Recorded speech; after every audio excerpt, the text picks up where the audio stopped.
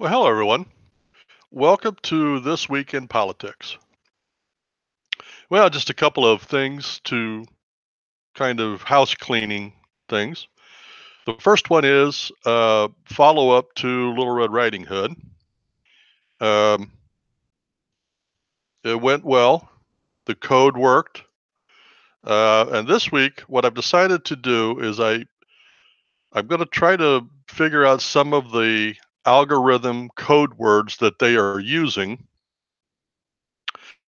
So, like in today's description, I put the nomination. We're going to talk about Judge Cavanaugh's nomination, but I figured Cavanaugh was one of those that they would beat. Another one we listed was back to the table. What we're talking about there is Justin Trudeau, also known as Pretty Boy, is coming back to the negotiating table to try to get the tariffs off. The other one we put was Dog and Pony Show. And there we're going to talk about the social media pretending like they're defending themselves to the government.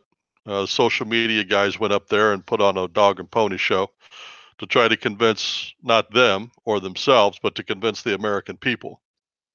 And we're going to talk about that. And then the last thing we're going to talk about, I put meanwhile.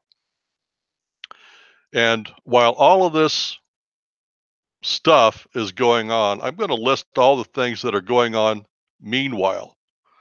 While they are focusing our attention on the judge thing and the negotiating thing and the social media, there's some big stories that still aren't being talked about, and we're gonna go down that list just so you know that while they're focusing our attention here, meanwhile these other things aren't being looked at.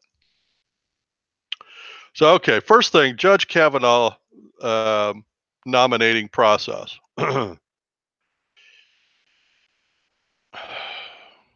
I don't even know where to begin. First off, you may or may not know, the Democrats don't have a chance to stop this. This was a foregone conclusion before they even started. So what they did is they paid protesters to come into the chamber and protest. And the representatives themselves were rude. They yelled. They tried talking over the people that were recognized. They broke the rules of the Senate. They just showed their rear ends. And they were all Democrats. And the protesters were hauled off. I think by the end of the 4-day process, they had arrested 70 some people and kicked out another 50 or 60. So this was an all-out assault by the Democrats on our legal proceeding in the House. Now, I don't know how you view it. They call it resistance. I call it obstructionism. The verbiage in the Constitution says that their function is to advise and consent. It's not about they get the final arbiter words. That's not what that was intended to be. The president was to have control over that. They were to advise and consent. Their job was to, initially, was to do the research, go back and vet these guys, make sure they weren't criminals, make sure that the process had worked, and then advise and consent. That was their function.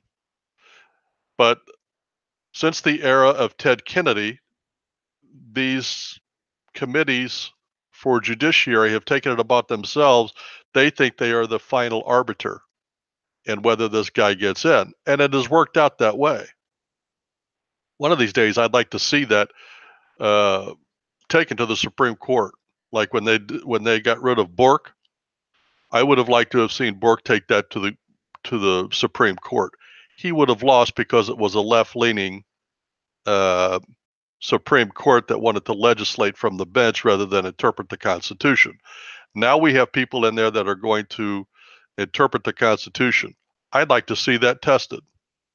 I don't think they have the power to do that. I think they overreached, and it's easier to let them do that than to fight it.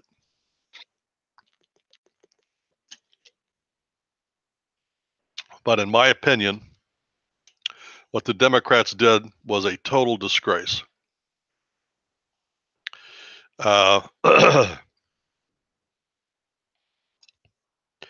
It was all a great big distractible show. All the Democrats objected. One of their big objections that everybody kept yelling and screaming about was they didn't have enough documents to make an informed decision. That was a lie.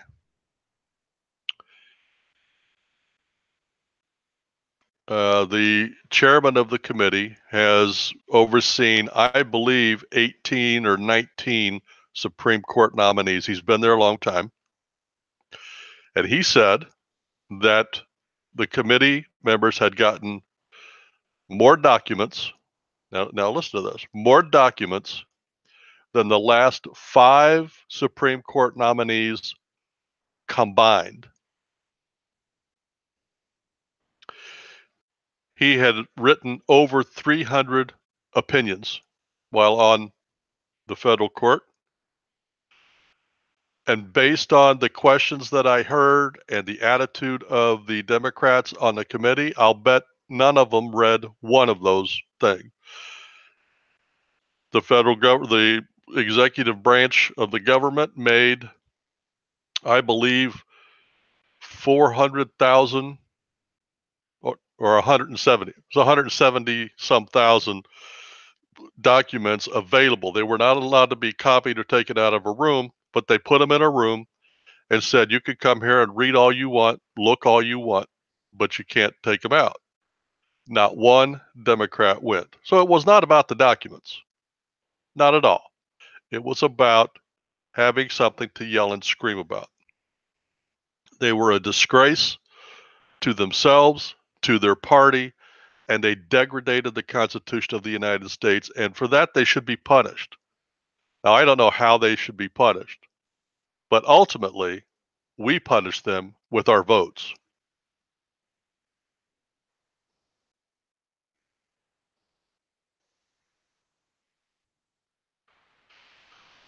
I find it absolutely disgraceful.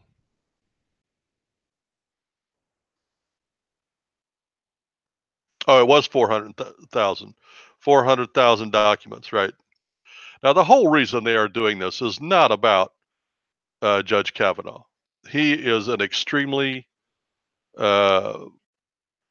competent. He was number 1 in his class. I believe he went to Yale. He has served unblemished on the federal courts. They tried to dig up garbage on his family. Squeaky clean. This is a good man. This is a good, solid legal mind. He comes from a family of lawyers. His mother, I believe, was an attorney also, or a judge. So this whole story is a disgrace, and it sets up a precedent, not just for the judiciary, but think of all of the committees. Well, I give you a solid example. We are now halfway through Trump's first term, and he still doesn't have all of his people in place. They are slow walking his government nominations through and taking their time, insisting on cloture for every one of them, and Bitch McConnell will not hold their feet to the fire. So they are obstructing every single step of the way. Now, they will say that's all they can do. I say exactly what Barack Obama said. Elections have consequences, and you guys got your butt kicked. Now, instead of objecting and trying to find fault and trying to gum up the process, why don't you get on board and start doing something, coming up with some original ideas so that your people have a reason to vote for you? We're going into the midterms, and you still don't have anything to stand on. You have no ideas except impeach Trump. You have no new ideas. Nothing. from the last election when you couldn't drag Hillary's dead carcass across the finish line to win. If I had taken the top 10 things she talked about and compared those to the top 10 things that they were talking about in the 70s, they would be identical. You have no new ideas. Maybe you should figure out why you're not winning elections and start doing whatever it takes to win elections instead of lying, cheating, manipulating the system. The Republicans have a great record to run on. I believe this time the Republicans will buck the trends of history. History says we're going to lose some seats and maybe even the House. I don't think that's going to happen. The economy is doing too well. We are being too well respected around the world. Trade deals are going too well. I can't imagine anybody going into the ballot box and saying, yeah, we need a change. I just don't see that. The only people that are going to vote for the Democrats, in my opinion, will be the never Trumpers and the ultra left wing. That's what, 15, 20% of the population? Let them have them. But the people that care about this country, the patriots, the Tea Party, the mainline Republicans over the age of 40 or 50, they're going to fall right in line behind Trump because this is the best economy ever. And this is the most stable, solid economy we've had since the 80s. Yeah. So the Democrats, they got the old guard. First off, everybody in their leadership is old. They have no new people coming up. They have no new ideas. I mean, look at the people they're considering running. Biden, Hillary, that lady from New England. I can't think of her name. Bernie Sanders. There's not one in there that's under 65. You look at when the Republicans ran their field of 17, the majority of them were under the age of 60. And most of them were in their 40s and 50s. So the Republicans have a lot of new blood. They have a lot of new ideas, and they have a new economy booming, and the Democrats are not learning a thing. Every week, I'm telling them how to win. If they would just listen, I'm telling them how to win. They're not paying attention. When Obama was in office, and if you go back and look at the programs I did then, I told the Republicans exactly how to win, and they did. Same with the court appointments. I said do it in a different way, but I told them the exact same things. They needed to get a long list of these judges vetted and ready to go so that Trump could fill these court systems with good, solid conservative Republicans, and he has. They're just not paying attention. And good for us. The less they listen, the more they obstruct, the more they show their rear ends, the better it is going to be for us. So good for us. Okay, the second story I want to talk about is Justin Trudeau is back to the table negotiating. Now, part of the problem with having the mainstream media be an extension of the Democratic Party is you never really get the whole story. Had Trump done nothing on trade, he would have been a liar. Had he just tried to renegotiate, they would have said he doesn't know what he's doing. But Trump went in there and started with tariffs as a hammer and used the negotiating table as the carrot. As a result, he has gotten better deals for the United States from the EU. That was a great deal. He's in the process of fighting with China. I mean, they had a $350 or $60 billion trade deficit every year with us. Of course they're going to yell and scream. I would too. But when it comes down to the final analysis, China will figure out that they need us a lot more than we need them. And either way, even if they don't negotiate, because of the trade deficit, even if they put tariffs on all of our stuff going in there, even if they do that, because of the trade deficit, we're going to come out way ahead, way ahead. Now, one of the big things about Trudeau and Canada, and I did a program on this about a year and a half ago, and the imbalance is obvious on every item that we ship back and forth. If I remember right, the average tariff that we charge on their goods coming into this country is like 5 to 15% is the average. The average of our stuff going into theirs is anywhere from 25 to 75%. And the one that Trump keeps going on about is the tariff on our dairy stuff going into their country.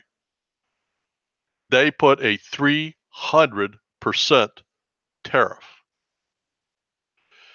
That means if we sell them $1 worth of eggs, what would 100% of a dollar be? Another dollar.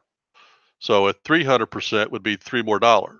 So that means we sell it to them for $1, they sell it to their people for $4, plus the profit in between. So a $1 dozen of eggs that we sold them turns into $5 or $6 by the time it gets into the people's hands in Canada. And Trump is saying, why would you do that? 300%. Well, the problem is because they are not capitalists up there. They have not invested, and Canada is trying to protect their dairy farmers. If I had their economy, I probably would too. But Trump is saying that's not how we're going to play ball. He's, his thing is, I'm not asking for it to be exactly the same, but what I am saying is let's have at least a playing field that's level. If you guys can't produce dairy products in the same ballpark that we can, then maybe your dairy farmers need to get off their tails and start doing the right things like we've been doing for the last 50 years, instead of relying on tariffs to prop them up.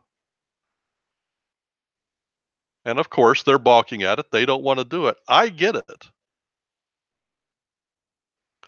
But Trudeau also understands that the stuff that he wants to sell to us, again, they need us 100 times more than we need them. They don't have another market for their cars. All right. So they need our market. And if we put a 25% tariff on their automobiles coming in here, their car sales will die. That'll happen. And when that happens, that means the car makers and the car dealers in Canada, they're going to go broke. That means their auto industry will go broke, at least in the short term. Again, if you can't do it competitively, then get out of the market. But don't use us as a dumping ground. And that's what Trump is saying. Now, Trudeau underestimated Donald Trump, I think, as many of the world leaders have. I think his goal from the beginning was to play chicken. We're going to put tariffs on your stuff. Oh, okay. And then I believe Trudeau was calculating that the public opinion would be so much against Donald Trump that he would have to relent and give in. Instead, what happened, Mexico saw the writing on the wall, and they already signed an individual agreement with us. NAFTA is gone. Mexico has signed an agreement with the United States, a much better agreement. And Canada is swinging in the wind. Right now, all they've got to look forward to is higher tariffs on our stuff. I think he finally figured out, hey, if I want to get back in the ball game, I better sacrifice a little bit now. And if we want to prop up our dairy industry, we'll have to find another way to do it, or they'll have to become competitive. But in any event, Canada their trade representative came to the United States. They tried to get a deal done so that the United States, Canada, and Mexico could all sign the same agreement. They didn't make it. They are still not ready to negotiate. But they're working on it. They are still trying. We have signed our own agreement with Mexico, and if Canada is willing to truly negotiate and make some changes, we'll have an agreement with them. And if not, we'll be better off because we'll make more money off of their stuff coming in. Either way, we won't be their dumping grounds like we have been for the rest of the world.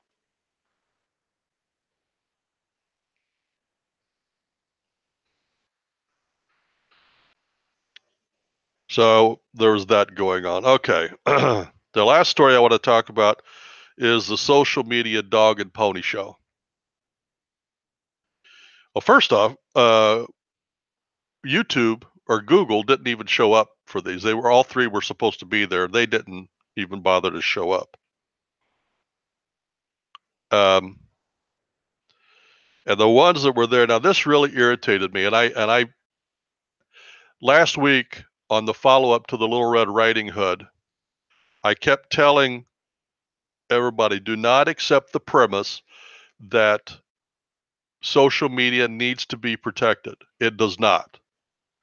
I don't need Zuckerberg or anybody else having anything to do with my content or telling me what I can and can't watch. That's none of their business. Before there was social media, there was cable. And there's a lot of trash on cable. And before that, there was the TV and newspapers. And there was a lot of fake news in those. How did we discern back then what was fake news? We used our head.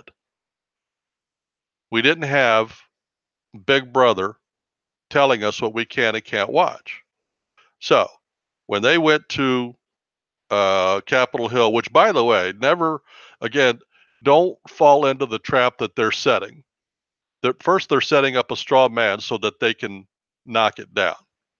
And secondly, they are making it appear that the government is twisting their arm to control fake news. That is not what's going on here. That is not what's going on here. Social media wants, and it's not fake news, they want the conservative voice shut up. And so does the government that is on these committees. It has nothing at all to do with fake news. And last week I gave the example, the total amount of money that was spent on Facebook by Russia in the 2016 election from the mid 2014 to 2016 was $11,000. Are you kidding me? That's all they got? And for that $11,000, they now think that they have to control fake media, fake news. That's an excuse. It's a lie. It's a straw man. Don't fall for it. And these hearings that are going on, don't fall for that. That's not what they're doing. Here's how they were framing the argument when they were on Capitol Hill. And the CFO from Facebook said this. We have to make sure that all info on our sites can be trusted. No, you don't. What makes you think that that is your responsibility? We did just fine when it was cable, and we decided if information can be trusted or not. If the information can't be trusted, are they going to kick CNN off? MSNBC? Of course not. But you look at any of the news stories on that about Trump, you can't trust anything they say. So you see, this in and of itself is fake news. This is a fake story with a fake problem, and they're going to use real legislation and real censorship to fix this fake news. That's the epitome. That's the crux of this whole thing that makes it so idiotically funny and yet Hitler-like scary. The way that argument should have been framed is, no, allow us to decide what is fake news. We don't need no stinking censorship. That's what needs to be our new tagline. We don't need no stinking censorship. Now, we've all heard of the InfoWars story. They say it was bullying, it was misinformation, it was whatever words they used. What it really was is censorship. Facebook, Google, and Twitter are censoring the material that we get to watch. It's censorship.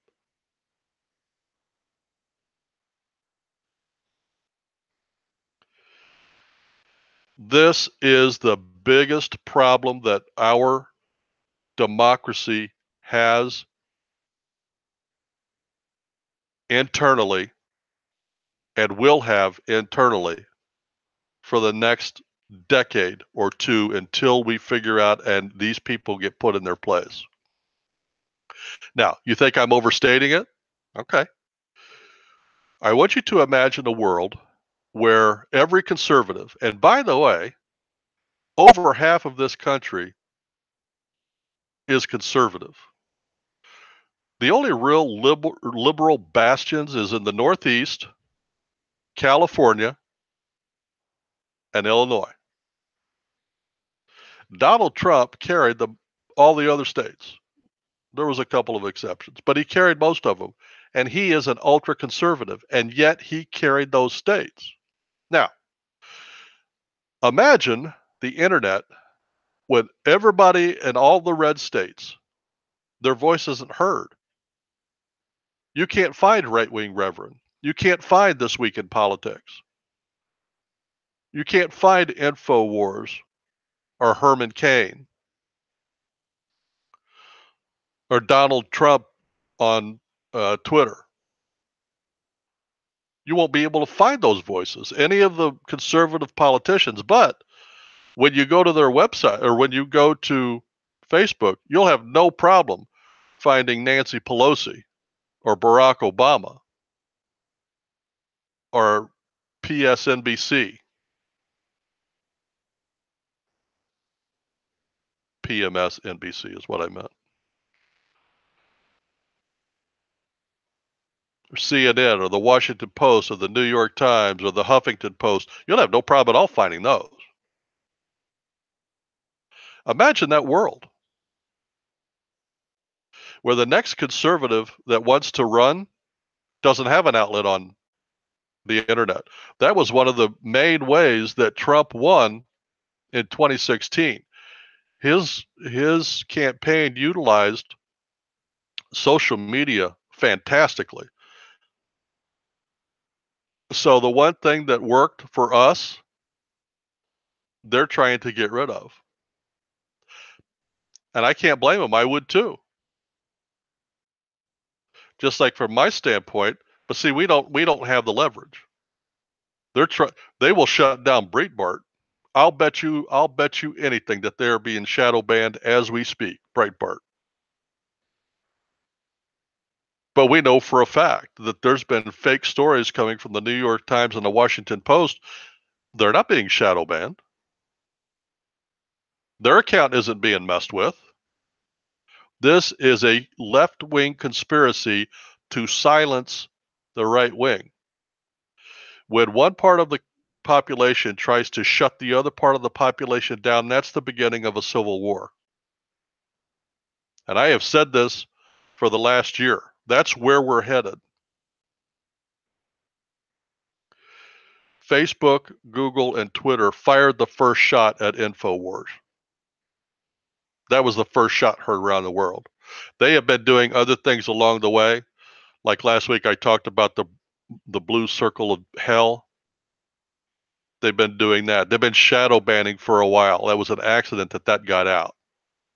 I knew it was going on. I didn't know what it was called, but I knew that it was going on over a year ago with my account.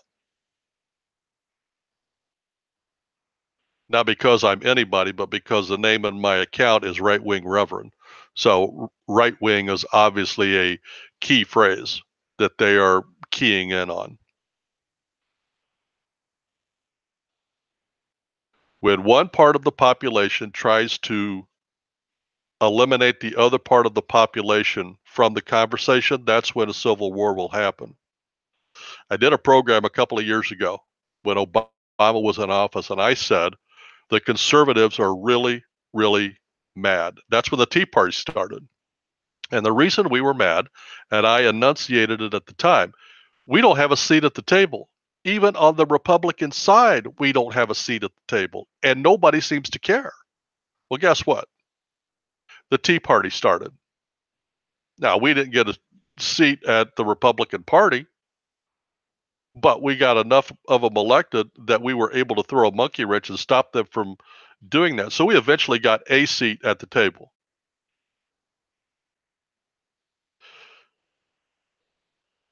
Then 2016 happened. Now we are the table. And it is obvious to anybody that's been paying attention that we don't have parties of Republican and Democrat anymore. We have the Tea Party and we have the establishment. Those are the two parties. The establishment is trying to get rid of the Tea Party. And they're going to use censorship to get there. Censorship in this country is illegal. And I don't care what the liberal media is telling me about they are not bound by that. I don't believe that. You cannot censor anybody's material on the social websites. I believe that to be illegal. And I covered the reasons last week. I think where is the ACLU?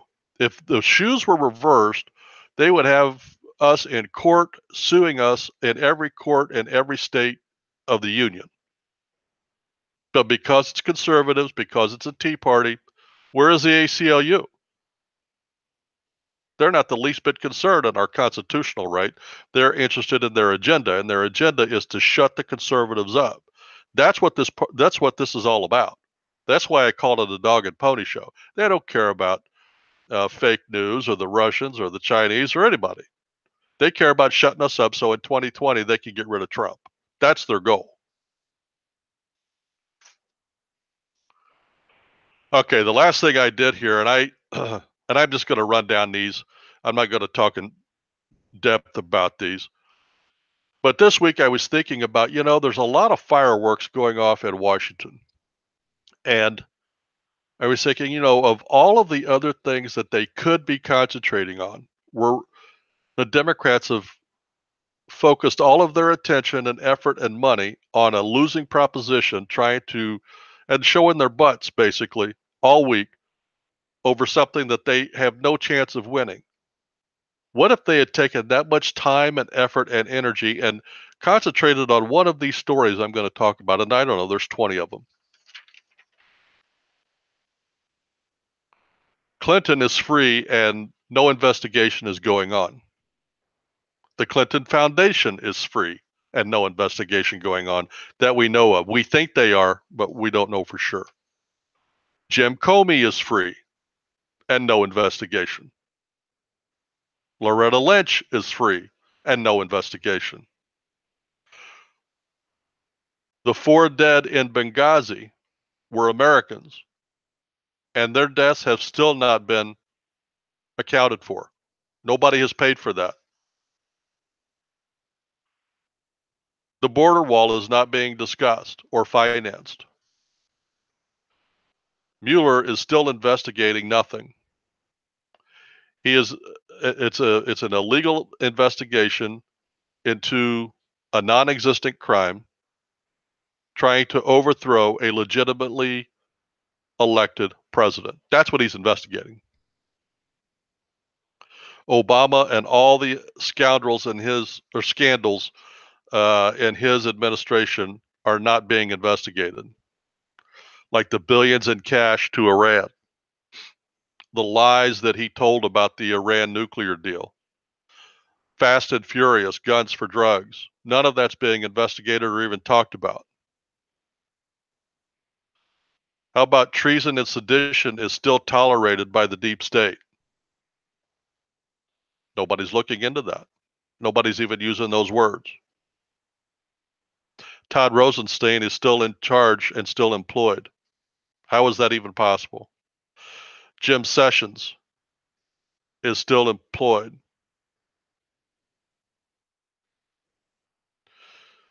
Hillary Clinton and the Obama administration sold 20% of our uranium, approved that sale,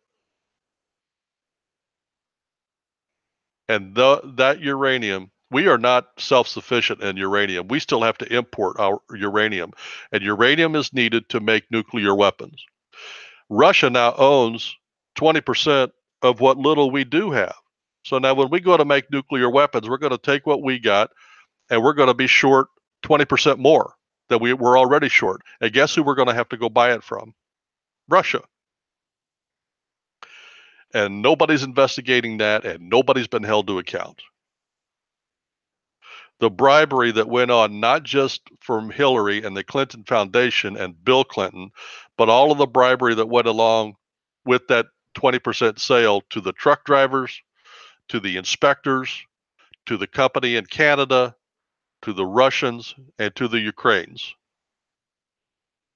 That's not being investigated.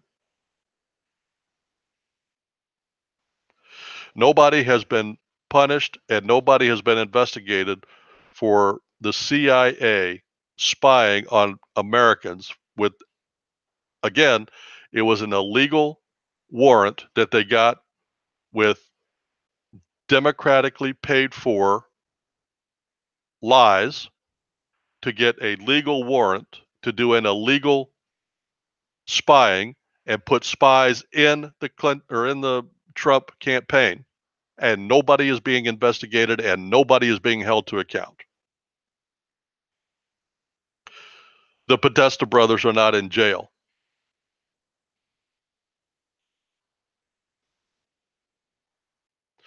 M1 Awan and his family is still free. And to my knowledge, they are back in Pakistan and we're never going to get them.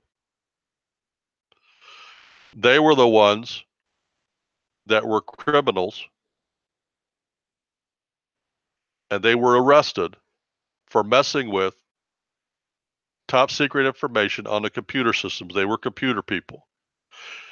They were taking the information and they had access to most of the House of Representatives and some of the senators' computer software. They were taking information off of that, taking it, sending it to Pakistan, and selling it on the black market. But because they were employed by Debbie What's-Her-Name Schultz and the DNC, nobody's investigating. Nobody's pushing that, and they're free. As far as I know, those five, there was 5 people in that family. As far as I know, all 5 of them are free and in Pakistan and out of our jurisdiction. Debbie What's-Her-Name Schultz is still free and not being investigated. When she was the head of the Democratic National Committee, she ran it into the ground. It was bankrupt and then illegally signed an agreement with Clinton and the Clinton Foundation.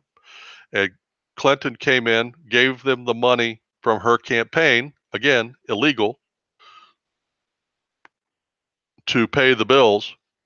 And in return, Hillary and the Clinton Foundation made every single decision, from how many paper clips to buy to payroll and to voting decisions, went through her. Now, once you're president, that's legal to do. Once you're the nominee for your party, that's legal to do. She wasn't. That's illegal. And nobody is investigating. Nobody will be held accountable, and that's going to be swept right under the rug. Of the stories and this was just off the top of my head, they could put, can you see the list here?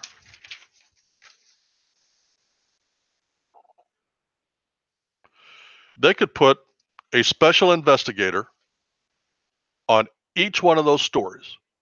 Have 20 special investigations going on. If they were serious about getting rid of corruption, that's what they would do. I would.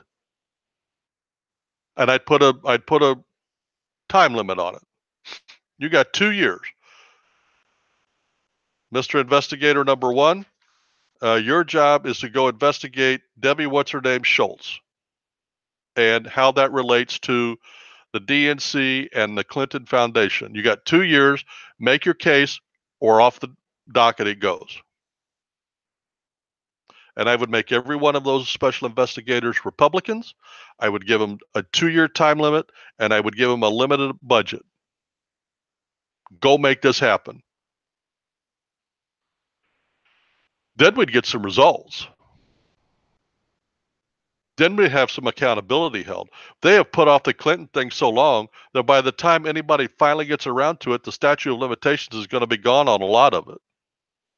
The email thing, I heard the email thing is already, the statute of limitations is over on that, which is wrong. But that's the game they're playing. Stall and wait, stall and wait, stall and wait. Why are the Republicans allowing that? That is Jim Sessions. Why is he being allowed to do that?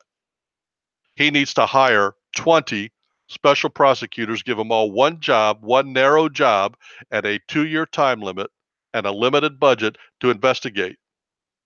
Each investigator gets one of those topics.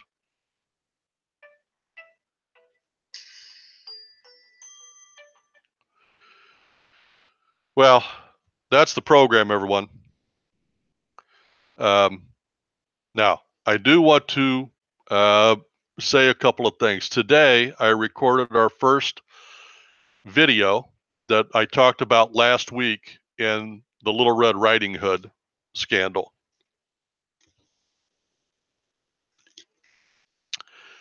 My sign maker has been a disappointment to me. I'm going to have to find another way to get my sign done. But we did record our first, and I think the whole series, we're going to have the title of it be called "This Is Your Invitation." And then I think it was a 2-minute video. And each video, we're going to highlight one thing that you can do on the video site. I mean, on the website. And today we talked about the oral Bible that is available on the website at prayerboxministry.org is the name of the website, prayerboxministry.org. And today we talked about the oral Bible. That was a 5-year project for us. I went through and recorded each chapter of the Bible, chapter by chapter. So let's say you wanted to go read John chapter 2. You go to the New Testament, click on John, and then the chapters are all in a grid. You just hit the number 2, and somebody starts reading John chapter 2 to you. What we asked, and I'm going to ask this in all of the videos, is if you go over there and you like it, please bookmark it. That way you don't have to try to remember the name. You won't forget to go over there. Bookmark it, and that way it's easy to get over there. We have put so much content over there. We've been doing the Right Wing Reverend for 5 years. The Bible thing, like I said, was a 5-year project. And all the other shows that we do, the blogs that we do, it's all over there. There's a lot of content. You could spend a lot of time over there and not have a repeat on anything. And we will be constantly upgrading. I have recently hired someone to concentrate on doing that. And I'm going to have to try to change some stuff internally to keep up with the massive amount of content we're trying to get on over there. So go over there and check us out. It's prayerboxministry.org. That's org.org. And if you see our commercial, put a little like down there so I know that people are watching, that you heard it, whether you like the website or not, but put a like on there so that I know that people are watching it and they're not shadow banning my commercial too. Well, that's a program, everyone. You have a blessed week. I look forward to next week when we can sit down and talk about this week in politics.